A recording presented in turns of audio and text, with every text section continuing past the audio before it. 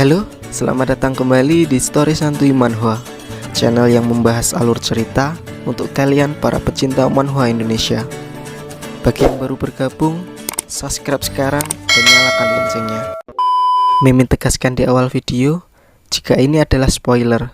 Bagi yang tidak suka spoiler, tidak diharuskan menonton video ini. Dan bagi yang sudah tidak sabar menunggu, yuk langsung ke pembahasannya. Shin kembali ke pertarungan Kibong dengan Boss Monster.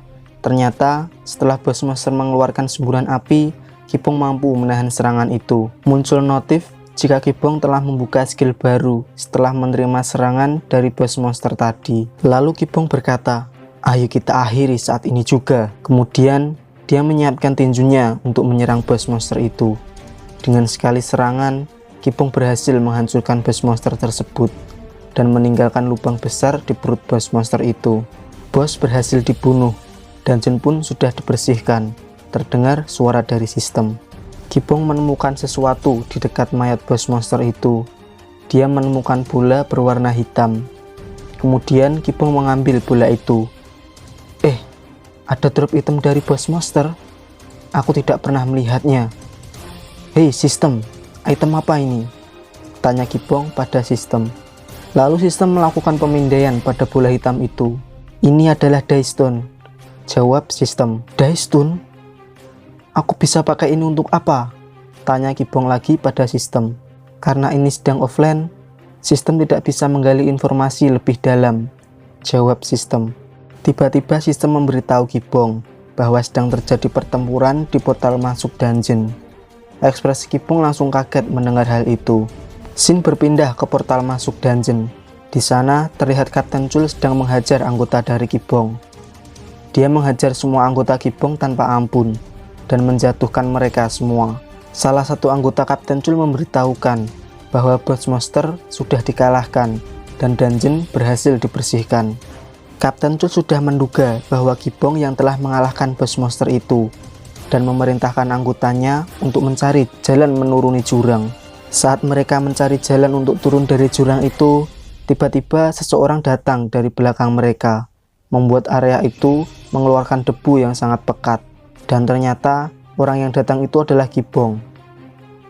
Kibong berjalan ke arah Kapten Chul. Inikah Kibong? Aku sudah mencarimu. Aku adalah Kapten Chul, kapten pengintai dari Silkwood. Jelas Kapten Chul pada Kibong. Tapi tanpa berkata apapun, Kibong terus berjalan ke arah Kapten Chul. Raut wajah Kapten Chul terlihat takut. Dia merasa sedang berhadapan dengan seekor monster besar. Padahal itu hanyalah aura yang dikeluarkan oleh Kibong. Mereka saling berhadapan. Tubuh Kapten Chul mulai bergetar. Dia menyadari aura intimidasi dari Kibong. Lalu Kibong berkata pada Kapten Chul, "Apa kau bilang dari Silkwood?" Anggota Kapten Chul yang berada di belakangnya tidak terima dengan hal itu. Mereka berteriak pada Kibong, "Hei, kau pikir kau siapa? Berbicara seperti itu pada kapten kami. Apa kau ingin mati?" Tapi Kapten Chul malah berteriak pada anggotanya, "Diamlah!" Kapten Chul teringat dengan perkataan pria berambut putih untuk memperlakukan Kibong seperti kapten. Lalu dia berkata dalam hati, "Omong kosong. Kapten terlalu rendah pangkatnya bagi orang sepertinya. Kami perlu menjadikannya rekan, sekalipun posisi eksekutif harus diserahkan padanya. Dengarkan aku, Kibong. Apakah kau pernah mendengar Silkwood kami? Kami adalah guild terkuat di Korea Selatan. Jadi, bergabunglah dengan guild kami. Kami akan mengabulkan apapun yang kau mau." Jelas Kapten Chul pada Kibong. Tidak ada omong kosong yang dikatakan oleh Kapten Chul kepada Kibong. Mereka memang memberikan apapun yang ia mau. Bahkan, gaji di Silkwood untuk pangkat kapten adalah senilai 3 miliar won. Terlebih, guild itu mempunyai pengaruh dan kekuatan yang sangat kuat. Bahkan satu negara pun tidak ada yang berani macam-macam dengan mereka. Direkrut oleh guild besar akan menjadi titik balik dalam hidup. Makanya, banyak player sangat mendambakan direkrut oleh guild besar. Itu adalah tawaran yang menarik, sampai tak ada satupun orang yang akan menolaknya. Lalu Kibong mengajukan satu pertanyaan pada Kapten Chul, dan Kapten Chul mempersilahkannya. Dalam hati Kapten Chul, dia merasa bahwa Kibong tertarik dengan tawarannya. Apa Silguil yang bertanggung jawab atas pertahanan ibu kota? Berarti Silguil juga yang bertanggung jawab atas pengungsian di kota Montun. Ya, tentu saja. Bukan cuma area itu, tetapi juga... Belum selesai menjelaskan semuanya, Kapten Chul langsung dipukul oleh Gibong dan langsung terpental dengan beberapa gigi yang patah. Anak buah Kapten Chul tidak terima dengan hal itu. Lalu Gibong menjelaskan bahwa itu adalah balasan karena sudah menghajar anggota Gibong. Scene berpindah memperlihatkan logo dari Silguil. Silguil bertugas untuk melindungi ibu kota, di mana banyak dungeon high rank berkumpul. Silguil adalah perisai Korea Selatan itu sendiri. Silguil mempunyai lebih dari 5.000 anggota, termasuk 3 player rank S dari Korea Selatan. Scene berpindah kembali ke lokasi Gibong. Gibong sedang menghajar anggota dari Kapten Chul. Kapten Chul tidak menduga bahwa Gibong akan sekuat ini. Dia hanya membawa beberapa anggota elit untuk berjaga-jaga akan hal yang tidak diinginkan. Tapi para anggotanya dihajar Gibong bagaikan menyapu potongan kain kotor yang tua. Terlebih, ekspresi Gibong sangat-sangat datar saat menghajar para anggota elit Kapten Chul. Scene berpindah ke gedung tinggi. Itu adalah kantor dari Silguil. Dalam ruangan terlihat banyak orang sedang panik menyelamatkan para pasien yang sedang terluka. Tiba-tiba pria berambut putih yang menemui Kapten Chul muncul dengan menggigit rokoknya. Astaga, inilah alasanku bilang pada mereka untuk merekrutnya baik-baik, kata pria berambut putih itu. Dia berkata pada perawat yang berjaga bahwa ia ingin bicara dengan Kapten Chul, tapi para perawat menjawab bahwa Kapten Chul masih belum sadar. Lalu, pria berambut putih itu mengeluarkan sesuatu dari sakunya, benda mirip dengan suntikan, dan menancapkannya di dada Kapten Chul. Seketika, Kapten Chul langsung sadar dan terbangun. Kau terlihat kacau. Jadi ini Kapten Baik Chul yang terkenal, ucap pria berambut putih itu. Pak Direktur, saya minta maaf, ucap Kapten Chul. Ternyata pria berambut putih itu adalah direktur dari Silguil. Direktur meminta penjelasan rinci dari Kapten Chul. Lalu Kapten Chul menjelaskan bahwa seluruh tim pengintai berhasil dikalahkan oleh seorang saja, yaitu Gibong Kim sendiri. Lalu direktur bertanya lagi pada Kapten Chul, menurutmu apakah dia mampu melawan Guildmaster kita? Tapi Kapten Chul tidak bisa menjawab pertanyaan itu. Dia tidak bisa membandingkan dua orang yang kekuatannya jauh melebihi di atasnya. Direktur kembali bertanya, lalu menurutmu apakah kita mampu merekrut Gibong Kim? Tidak. Aku tidak tahu kenapa. Tapi dia terlihat sedang menahan kebenciannya saat melawan kami. Kebencian yang sangat besar, jawab Kapten Chul. Lalu direktur mengangguk paham dan meninggalkan Kapten Chul. Tak lupa direktur menyuruh Kapten Chul untuk beristirahat. Direktur berjalan di koridor dan mengeluarkan handphonenya. Dia menelepon seseorang dan berkata, kirimkan perintah untuk membunuh pada wakil master. Dalam pikiran direktur, jika dia tidak bisa merekrutnya, maka dia harus menyingkirkannya. Karena dengan cara itu, Gibong tidak akan menghalangi jalannya.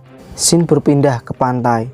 Di sana terjadi dungeon break bintang 4 dan Gibong Kim sudah berada di sana dan menghancurkan beberapa monster kecil. Gibong lalu bertanya pada sistem, beritahu aku tentang Daestun secara rinci. Perintah diterima. Daestun adalah Black Orb yang Anda pungut, jawab sistem. Kalau itu aku sudah tahu. Apa tidak ada info lain soal itu? Tanya Gibong lagi. Mustahil menggali info di dalam mode offline, tapi aku bisa menyerap Daestun tersebut, jawab sistem. Gibong terlihat kaget dengan jawaban dari sistem, dan dia mengeluarkan Daestun yang ia ambil dari sakunya. Gibong bertanya lagi pada sistem, apa efeknya? Lalu sistem menjawab, akan ada dua efek yang terjadi ketika sistem menyerap Daestun.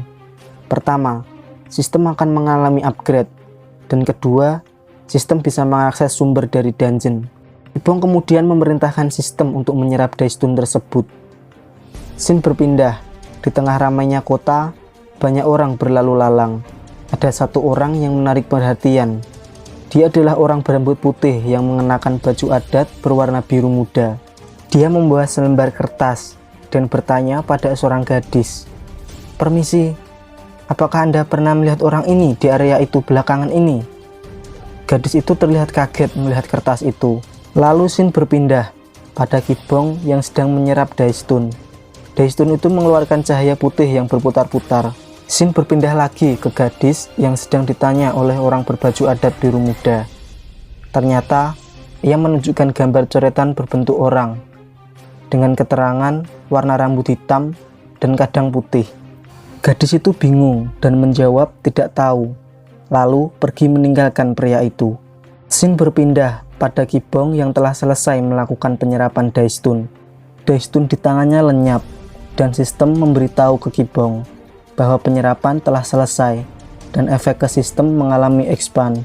Scene berpindah lagi ke pria berbaju adat biru muda. Dia seperti merasakan hawa keberadaan dari Kibong. Sambil melepas topi yang ia kenakan, pria itu berkata, "Akhirnya aku menemukanmu, Kibong." Scene berpindah ke Kibong.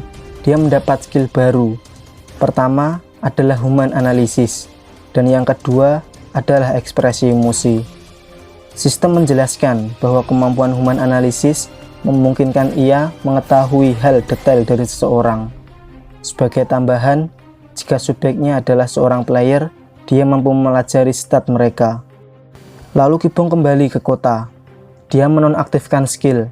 Dia memerintahkan sistem untuk mencarikan pemberhentian bus terdekat yang ia bisa membawanya kembali ke The Army. Kemudian sistem bertanya pada Kibong, "Kenapa tidak terbang saja?" Lalu Kibong teringat pada kata Kapten Kyun, jika dia terbang akan membuat kekacauan. Maka Kibong memilih untuk berjalan. Saat sedang berjalan di antara kerumunan orang, Kibong merasa bahwa ada seseorang yang sedang mengikutinya. Lalu Kibong menggunakan skill barunya, yaitu human analysis untuk menganalisis orang yang mengikutinya. Tapi sistem tidak berhasil menganalisisnya. Saat Kibong sedang duduk, sistem memperingatkan bahwa yang mengikutinya sedang mendekat. Tiba-tiba orang itu muncul di depan Kibong yang sedang duduk, dan dia adalah pria yang menggunakan pakaian adat berwarna biru muda. Kibong heran dengan pria itu. Lalu bus pun datang. Kibong masuk ke dalam bus. Saat melihat keluar, dia tidak melihat pria yang mengikutinya. Terlihat pria itu ikut naik bus dan duduk di sebelah Kibong. Scene berpindah memperlihatkan dungeon bintang 4 sedang terjadi. Banyak ular-ular besar bermunculan. Lalu ada sosok pria kekar yang membawa pedang sedang membasmi monster-monster ular itu. Ada bekas luka menjalar di wajah bagian kirinya. Dengan beberapa serangan, dia berhasil mengatasi monster ular itu. Tiba-tiba direktur muncul dari belakang pria itu. Lalu pria itu berkata, "Aku tidak tertarik. Serahkan sesuatu seperti itu pada tim pengintai." Kemudian direktur menjawab, "Sudah kulakukan, tapi mereka tidak mampu meninggalkan goresan padanya. Mereka sudah dimusnahkan," jawab direktur. Mendengar jawaban direktur, pria kekar itu sedikit terkejut. Tim pengintai yang dimiliki Silk Guild, mereka adalah orang-orang pilihan yang dididik khusus untuk menangani player. Dan lagi, tim pengintai tidak pernah gagal dalam melakukan misi hingga saat ini. Lalu pria kekar itu menancapkan pedang besarnya di depan direktur sambil berkata, "Tadinya kau membuatku penasaran, tapi sekarang kau telah menarik perhatianku," ucap pria itu sambil menyeringai. Mungkin hanya itu dulu untuk part 3 kali ini. Jangan lupa like, subscribe, dan tinggalkan komen kalian jika kalian suka dengan video ini. Jangan lupa tetap support channel ini, dan maaf jika masih banyak kekurangan dalam pembawaannya. Dari Mimin, terima kasih dan maaf. Keep santuy, sampai jumpa di next video.